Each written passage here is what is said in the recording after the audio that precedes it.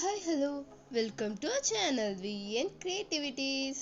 இன்னைக்கு நம்ம சேனலில் இதை பற்றி பார்க்க போகிறோம்னா ரொம்ப கம்மியான இன்க்ரீடியன்ட் வச்சு ரொம்பவே சிம்பிளாக ஆனால் சூப்பர் டேஸ்டியாக ஒரு சூப்பரான தக்காளி தொக்கை எப்படி பண்ணுறது அப்படின்னு தான் பார்க்க போகிறோம். ரீசெண்டாக எனக்கு உடம்பு சரியில்லாமல் போச்சுங்க. அப்போது என் ஹஸ்பண்ட் இந்த தக்காளி தொக்கோ இட்லியும் செஞ்சு கொடுத்தாங்க. தேவாமிர்தம் மாதிரி இருந்தது எனக்கு அப்போது. ஸோ நான் அவர்கிட்ட கேட்டேன், எனக்கு இன்னொரு முறை பண்ணி காட்டுங்க, நான் வீடியோ எடுக்கிறேன்ட்டு. அதனால எனக்காக அவர் இன்னொரு முறை பண்ணி காமிச்சாரு. அந்த வீடியோ தாங்க இது. வீடியோக்குள்ள போகிறதுக்கு முன்னாடி இப்போதான் நீங்கள் நம்ம சேனலை ஃபர்ஸ்ட் டைம் பார்க்குறீங்கன்னா மறக்காம சப்ஸ்கிரைப் பண்ணிடுங்க. கூட அந்த பெல் ஐக்கானை கிளிக் பண்ணிடுங்க. அப்போ தான் போகிற வீடியோஸோட நோட்டிஃபிகேஷன் உங்களுக்கு வரும். இதுக்கு ஃபர்ஸ்ட்டு கடாயை அடுப்பில் வச்சு அதில் கொஞ்சமாக எண்ணெய் ஊற்றிக்கோங்க.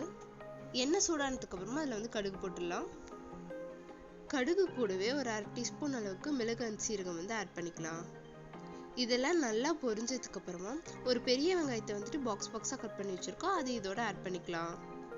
வெங்காயத்தை ஆட் பண்ணிட்டு அது கூடவே ஒரு கொத்து அளவுக்கு கருவேப்பிலை ஆட் பண்ணிக்கலாம். இப்போ இது எல்லாத்தையும் சேர்த்து நல்லா வதக்கிடலாம்.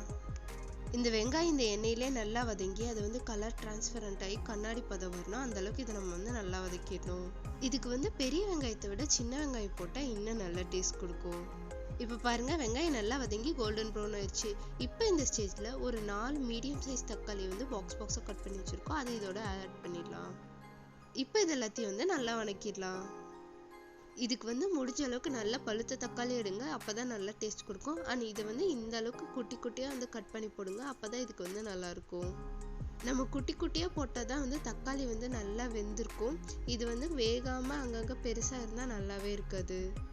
இந்த தக்காளி லைட்டாக ஒரு 2 வதக்குனதுக்கு அப்புறமா இதில் ஒரு 1/4 டீஸ்பூன் அளவுக்கு மஞ்சள் தூள் ஆட் பண்ணிடலாம். அடுத்ததாக இது கூடவே ஒரு 1/2 டீஸ்பூன் அளவுக்கு சாம்பார் தூள் ஆட் பண்ணிடுங்க.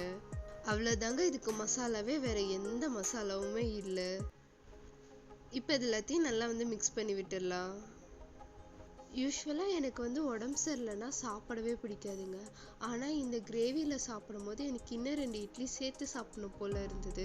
நான் அவர்கிட்ட கேட்டேன், இதில் என்ன போட்டிங்க, ஏதோ டிஃப்ரெண்ட்டாக இருக்கு அப்படின்ட்டு. அவர் அப்போ நான் எப்படி செய்கிற மாதிரி தான் செஞ்சேன் அப்படின்னு சொன்னார். ஆனால் அது என்ன அப்படின்றது எனக்கு இது செஞ்சோன்னு தான் புரிஞ்சுது. அவர் சாம்பார் தூள் போட்டிருக்காரு, அதனால தான் டேஸ்ட் டிஃப்ரெண்ட்டாக இருந்திருக்குன்ட்டு. இப்போ இதுக்கு தேவையான அளவு உப்பு சேர்த்து நல்லா மிக்ஸ் பண்ணி விட்டுடலாம். இப்போ பாருங்க, தக்காளி நல்லா மேஷ் ஆயிடுச்சு. இதுக்கு இந்த அளவுக்கு தக்காளி மேஷ் இருந்தால் தான் நல்லாயிருக்கும். இப்போ இதுக்கு தேவையான அளவு தண்ணி ஊற்றிடலாம். உங்களுக்கு எந்த அளவுக்கு கிரேவி வேணுமோ அந்த அளவுக்கு நீங்கள் தண்ணி ஊற்றிடுங்க. இந்த தக்காளி தொக்கு இந்த மாதிரி நல்லா தண்ணியாட்ட சாப்பிட்டா தான் நல்லாயிருக்கும். ஸோ தாராளமாக தண்ணி ஊற்றுங்க. தண்ணி ஊற்றுனதுக்கு அப்புறமா நல்லா இந்த தக்காளியோட மிக்ஸ் பண்ணிட்டு அந்த தக்காளி நல்லா மேஷ் பண்ணி விட்டுணும். எங்கேயுமே தக்காளியே தெரியக்கூடாது, அந்த அளவுக்கு அதை நம்ம நல்லா மேஷ் பண்ணி விட்டுடணும். அப்போ தான் இது நல்லாயிருக்கும். தக்காளி நல்லா மேஷ் பண்ணதுக்கு அப்புறமா அதை நல்லா நம்ம கொதிக்க விட்டுடலாம். இப்போ பாருங்க, தக்காளி நல்லா கொதிக்க ஆரம்பிச்சிருச்சு. இப்போ இந்த ஸ்டேஜில் நல்லா ஒரு கைப்பிடி அளவுக்கு கொத்தமல்லி இலைகளை தூவி விட்டுடலாம். தூவி விட்டு அதையும் நல்லா மிக்ஸ் பண்ணி விட்டுடலாம்.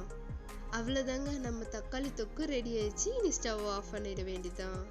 நல்லா சுட சுட ஆவி பறக்க இட்லி எடுத்து போட்டு அது கூட சூடாக இந்த தக்காளி குழம்பு ஊற்றி அப்படியே சாப்பிடும் போது வேற லெவலில் இருந்ததுங்க.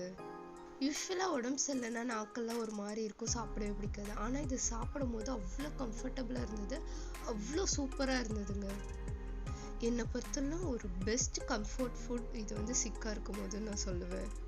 இன்கேஸ் உங்கள் வீட்டில் யாராவது சிக்காக இருந்தாங்கன்னா அவங்களுக்கு இது செஞ்சு கொடுங்க. அண்ட் இந்த வீடியோ யாருக்கு தேவைப்படுதோ அவங்களுக்கு ஷேர் பண்ணி விடுங்க. அண்ட் மறக்காமல் அதை செஞ்சு பார்த்து எப்படி இருந்ததுன்னு எனக்கு கமெண்ட்டில் சொல்லுங்கள். இந்த வீடியோ பிடிச்சதுன்னா லைக் பண்ணுங்கள், ஷேர் பண்ணுங்கள், கமெண்ட் பண்ணுங்கள். அண்ட் மறக்காமல் சப்ஸ்கிரைப் பண்ணிடுங்க. தேங்க்யூ ஃபார் வாட்சிங். பை.